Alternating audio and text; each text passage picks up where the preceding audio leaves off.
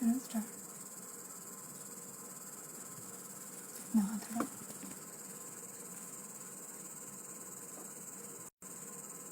बोलो,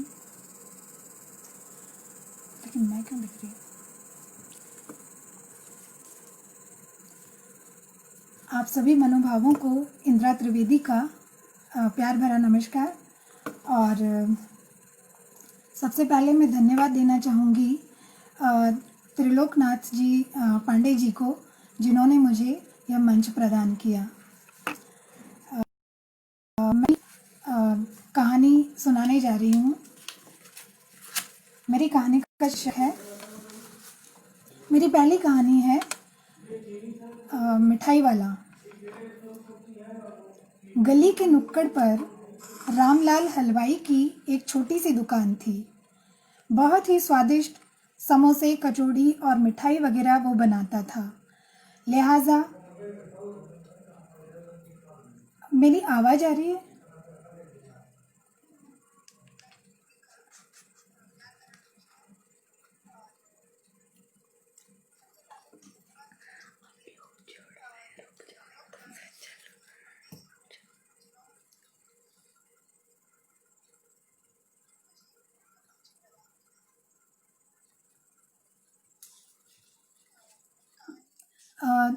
सर, मैं दिखाई दे रही हूँ त्रिलोकनाथ जी पांडे जी?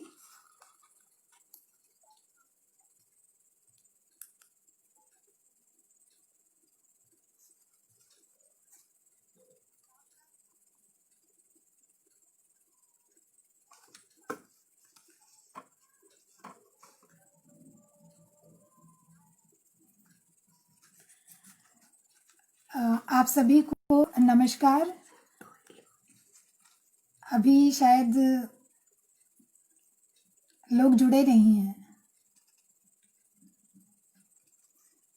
त्रिलोक पांडे जी,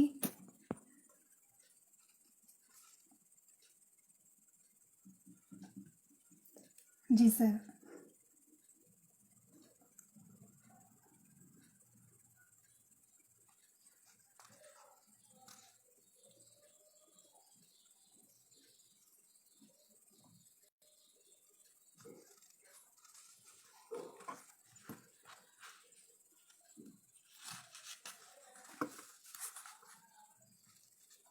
कुछ लोग और आ गए हैं, सभी का स्वागत है। आप सभी को नमस्कार।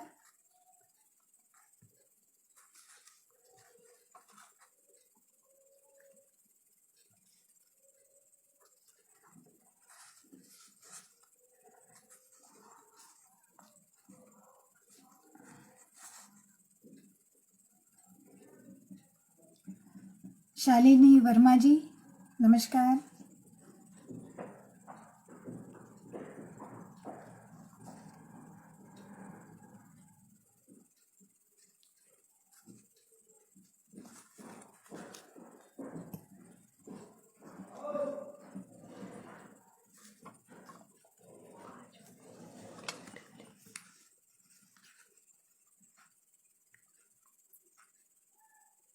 जी,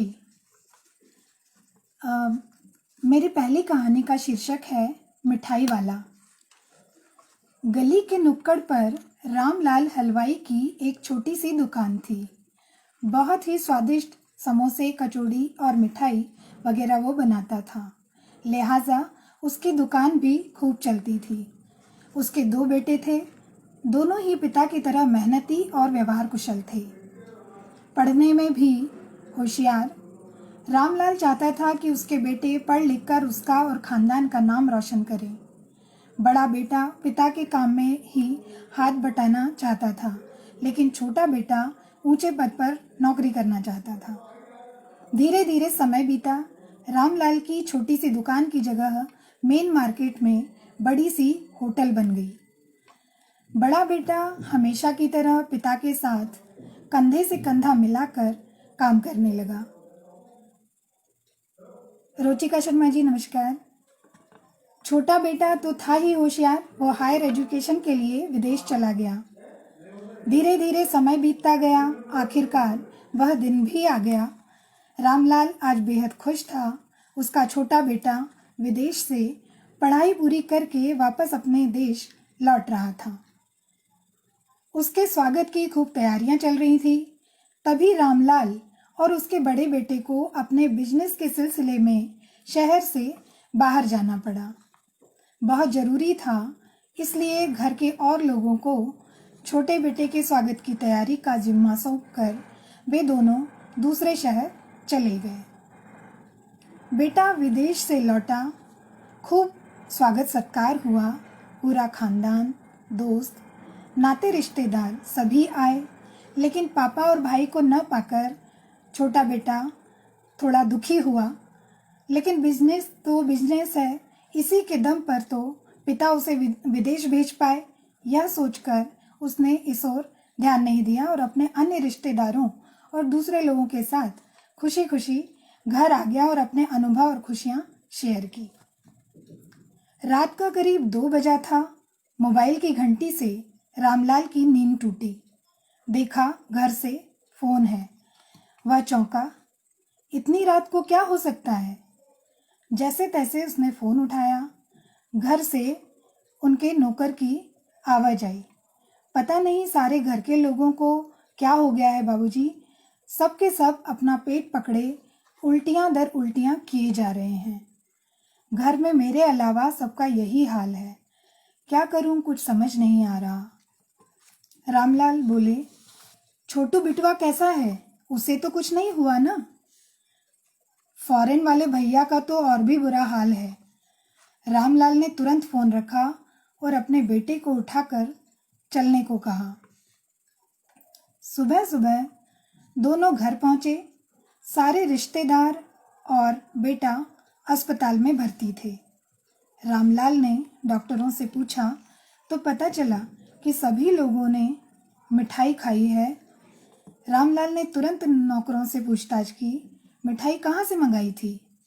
नौकरों ने कहा, बाबूजी सारी की सारी मिठाई अपनी दुकान से ही बुलवाई थी, और जैसा कि अपनी दुकान की मिठाई सबको बहुत भाती है, सो लोगों ने खूब छक्कर मिठाई खाई। और छोटे भैया ने तो इतने सालों बाद मिठाई खाई थी, तो उन्होंने तो। सुनते ही रामलाल ने सिर पकड़ लिया। मुझे क्या पता था कि मेरे किए की सज़ा इस तरह मेरे परिवार को ही भुगतनी पड़ेगी।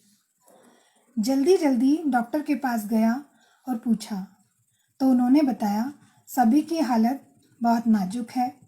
मिठाई में कपड़े में डाला जाने वाला रंग, केमिकल और न जाने क्या मिला हुआ था। ऐसे लोगों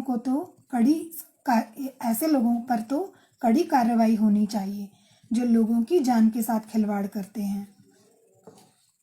रामलाल फफक फफक कर रो पड़ा और बोला, डॉक्टर साहब इन सब का गुनहगार मैं ही हूँ, मुझे कड़ी सज़ा मिलनी चाहिए। ज़्यादा से ज़्यादा पैसा कमाने के चक्कर में मैं बिल्कुल अंधा हो गया था और कभी सोचा नहीं कि इसे खाकर दूसरों पर क्या गुजरती होगी। डॉक्टर साहब, आज के बाद मैं ऐसे कारोबार से तौबा करता हूँ। आगे से मैं ऐसा नहीं करूँगा, पर आज मेरे बेटे, मेरे परिवार को किसी तरह बचा लीजिए। मैं आपके आगे हाथ जोड़ता हूँ। डॉक्टर रामलाल से बोले, रामलाल, देर आए दुरुस्त आए। न तुम कभी ये बुरा काम करना और न ही दूसरों को करने देना। मैं तुम्हारे बेटे और तुम्हारे परिवार को बचाने में अपनी पूरी ताकत झोंक दूंगा, तुम चिंता मत करो। तो ये थी मेरी पहली कहानी मिठाई वाला। आपको कैसी लगी? दूसरी कहानी का शीर्षक है उपहार। अंशु मदान जी नमस्कार।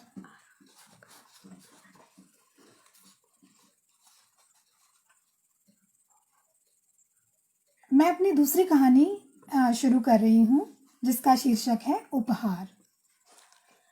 13 साल का शुभम कक्षा 8वीं का छात्र है। वह भोपाल के पॉश इलाके रत्नागिरी में रहता है। उसका स्कूल घर से करीब 10 किलोमीटर दूर है, लिहाजा वह बस से स्कूल जाता है।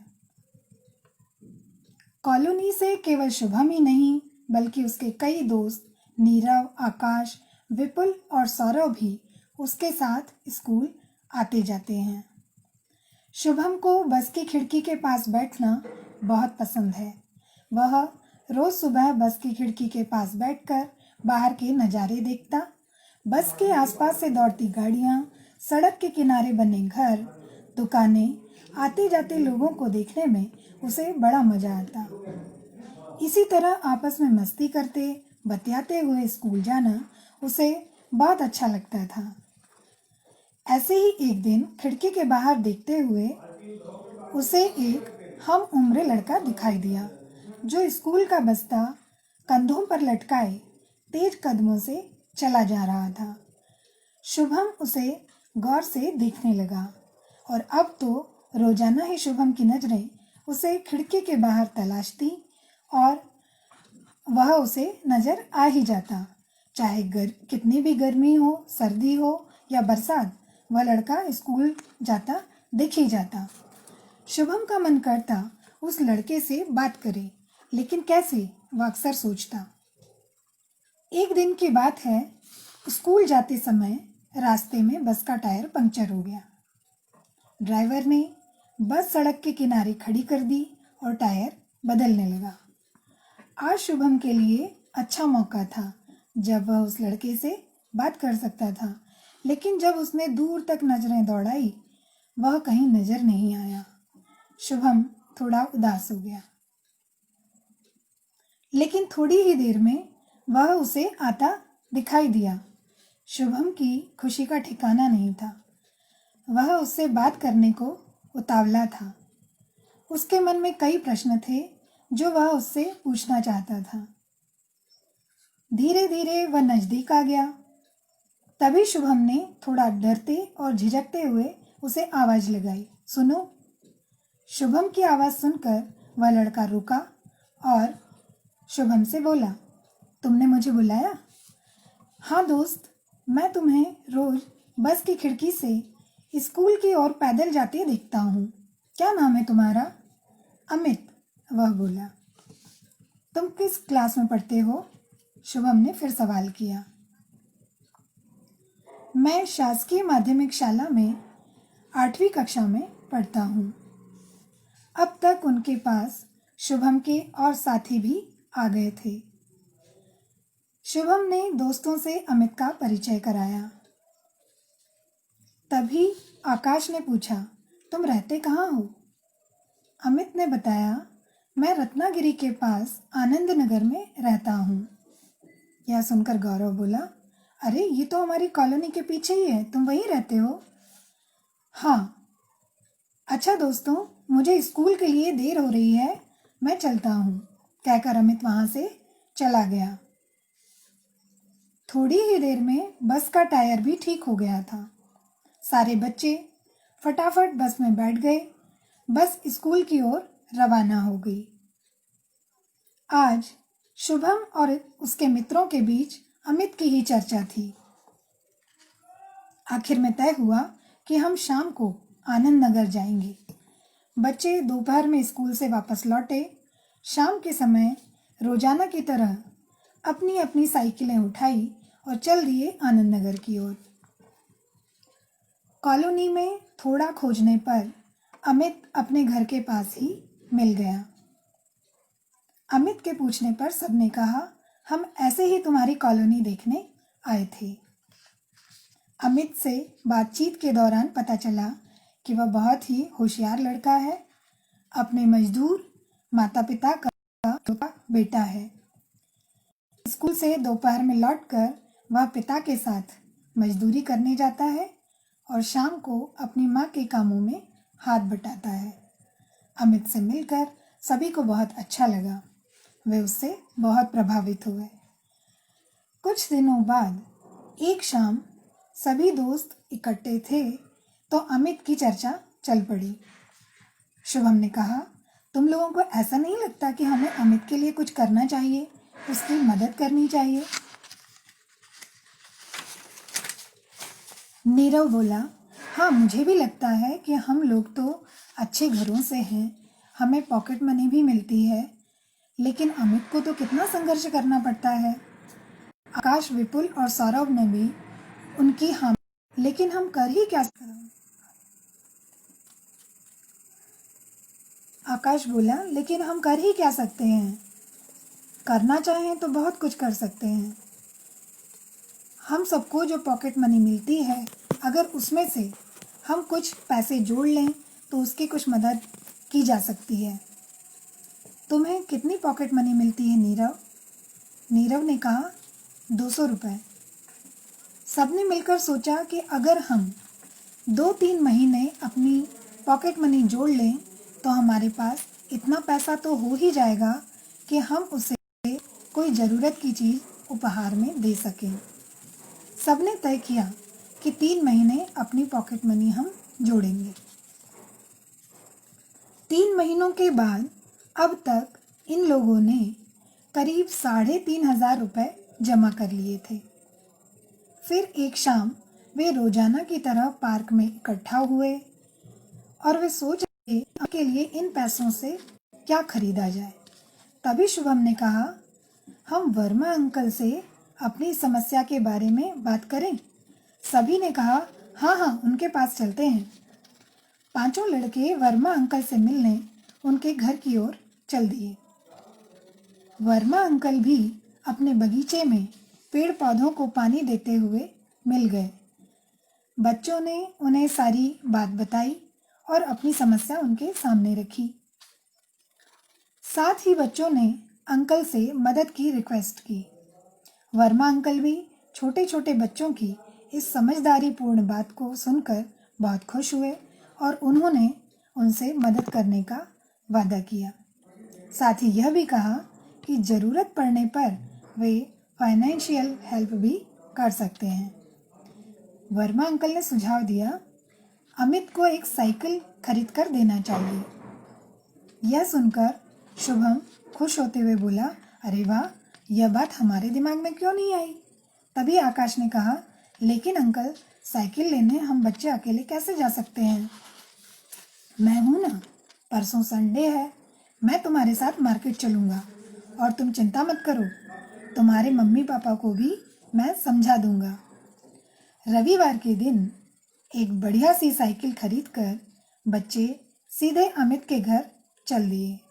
अमित घर के बरामदे में बैठा पढ़ता हुआ दिखाई दिया। उसने सभी को अपने घर की तरफ आते देखा तो चौंक गया। घर के अंदर से अपने मम्मी पापा को भी बुला लाया। बच्चों ने अमित के माता पिता को नमस्ते किया।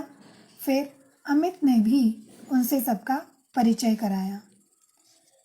बातचीत के बाद शुभम अमित से बोला, अमित, हम सभी दोस्त तुम्हें कुछ देना चाहते हैं, तुम इनकार मत करना। और इसी के साथ शुभम ने अमित के सामने वह नई साइकिल खड़ी कर दी। अमित ने मना किया, यह मैं नहीं ले सकता। अब वर्मा अंकल आगे आए और बोले, बेटा अमित, तुम इसे रख लो, तुम्हारे ये दोस्त बहुत अच्छे और समझदार हैं। अगर तुम मना करोगे तो उन्हें अच्छा नहीं लगेगा। तुम इसे दीपावली का उपहार समझकर रख लो। और हाँ, तुम अपनी पढ़ाई इसी तरह मन लगाकर करते रहना। साइकिल होने से तुम्हारा कहीं भी आने जाने में समय बचेगा, जिससे तुम अपने माता पिता की ज़्यादा से ज़्यादा सेवा कर पाओगे और अपनी पढ़ाई पर भी ध्यान दे। वर्मा अंकल की बातें सुनकर अमित ने अपने पिता की ओर देखा तो उन्होंने भी उसे मुस्कुराते हुए जैसे मौन स्वीकृति दे दी। उपहार के बहाने अमित की सहायता करके आज शुभम और उसके सारे दोस्त बहुत खुश थे। उन्होंने वर्मा अंकल को भी धन्यवाद दिया और अपने अपने घर चल दिए।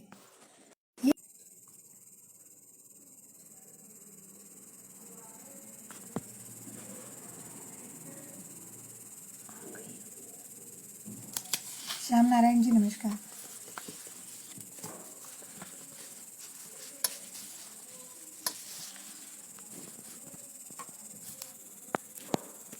मैं अपनी तीसरी कहानी शुरू कर सकती हूँ? सुनाई दे रहा है? मैं दिखाई दे रही हूँ आप सबको?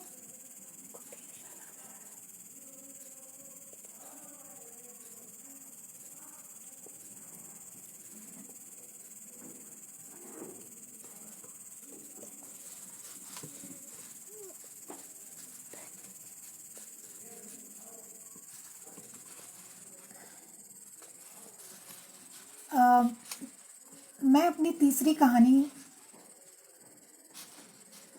मिसाल सुनाने जा रही हूँ।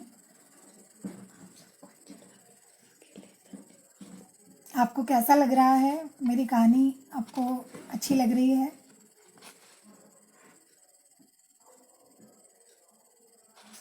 चलिए मैं अपनी तीसरी कहानी सुनाने जा रही हूँ, जिसका शीर्षक है मिसाल। बैतूल से लगभग 250 किलोमीटर की दूरी पर बसा है गांव शामलपुर। आज से करीब 10-12 साल पहले तक यह गांव न केवल काफ़ी खुशहाल था, बल्कि उसकी आबादी भी घनी थी। लेकिन धीरे धीरे गांव के बच्चे आगे की पढ़ाई के लिए आसपास के बड़े शहरों में जाने लगे और कुछ सालों बाद होता यह कि शहरों की चकाचौंध में खोकर वे वहीं के होकर रह जाते। श्यामलपुर गांव का विमल भी अब 12वीं कक्षा में आ गया था। पढ़ने में वह न केवल होशियार था, बल्कि उसे अपने गांव से काफ़ी लगाव भी था। लेकिन अक्सर उसे यह दुख सताता था कि गांव के लोग आजकल एक दूसरे की देखा देखी अपने बच्चों को खेती किसानी में लगाने के बजाय नौकरी करवाना ज़्यादा पसंद करने लगे हैं। यहाँ तक कि उन्हें शहर भेजने की खातिर वे अपने जमीन जायदाद तक गिरवी रख देते हैं और आगे चलकर अधिकतर माँ बाप को इस त्याग के बदले निराशा ही हाथ लगती है, क्योंकि दरअसल होता यह है कि अक्सर बच्चे शहर जाते, कुछ तो पढ़ लिख कर नौकरी पा जाते, लेकिन कुछ वापस लौटने में अपनी तौहीन समझते और लौटकर गांव वापस नहीं आते। लिहाजा गांव की आबादी लगातार कम होती जा रही थी और गांव की हालत दिन ब दिन खराब। गांव में लहलहाने वाले खेत खलिहान अब दूर दूर तक सूखे और बंजर होते दिखाई देने लगे थे। विमल को गांव की यह दशा चिंतित कर रही थी। साथ ही यह भी कि अगर किसान के बच्चे खेती किसानी नहीं करेंगे तो फिर खाने के लिए अनाज कहाँ से आएगा। उसने फैसला कर लिया कि हो न हो वह शहर से एग्रीकल्चर की डिग्री लेकर वापस गांव लौटेगा और अपने साथियों को भी इसके लिए राजी करेगा। विमल का एक पक्का दोस्त था राजा। राजा भी विमल की तरह पढ़ने में होशियार था और अपने दोस्त की ही तरह वह भी गांव की बिगड़ती हालत से दुखी था। दिन यूं ही गुजरते रहे। देखते देखते वह दिन भी आ गया जब विमल और राजा का 12वीं का परीक्षा परिणाम आना था।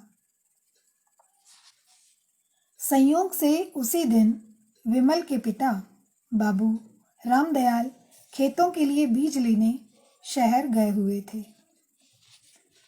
सुबह सुबह शहर में एक व्यापारी के यहाँ बैठे हुए उनकी नज़र सामने बैठे अखबार पढ़ रहे व्यापारी के अखबार पर गई।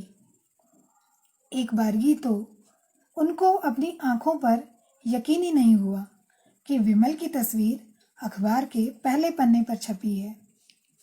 कुछ डरते बीज लेकर जल्दी से गांव जाने वाली बस में चढ़ गया। रामदयाल की खुशी का ठिकाना नहीं था। उसने गांव जाकर सबको यह खुशखबरी सुनाई और अपने बेटे को गले से लगा लिया। विमल और राजा दोनों ने कुछ ही अंतर से टॉप किया था। विमल को बड़ी खुशी हुई क्योंकि उसने अपने संकल्प।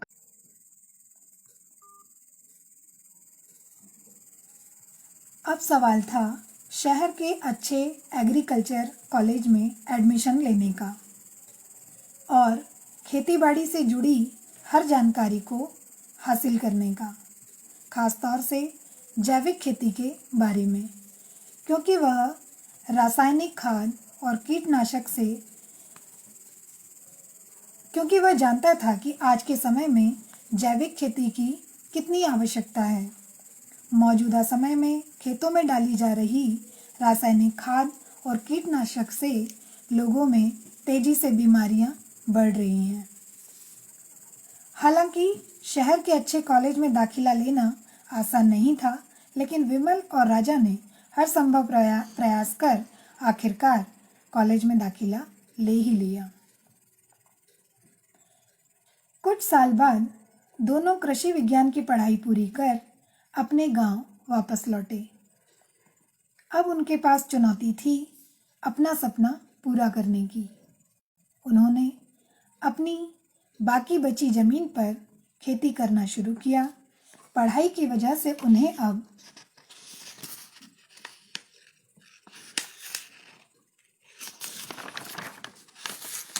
अच्छी तरह पता चल गया था लगे हैं। विमल और राजा अब गांव के लिए मिसाल बन चुके हैं और शामलपुर एक सुखी और समृद्ध गांव में बदल चुका है। तो ये थी मेरी तीसरी कहानी मिसाल। आशा है आप सभी लोगों को मेरी कहानी पसंद आई होगी। कमेंट में बताइएगा कि मेरी कहानी आपको कैसी लगी और त्रिलोकनाथ जी को एक बार फिर धन्यवाद जिन्होंने मुझे यह मंच प्रदान किया। नमस्कार।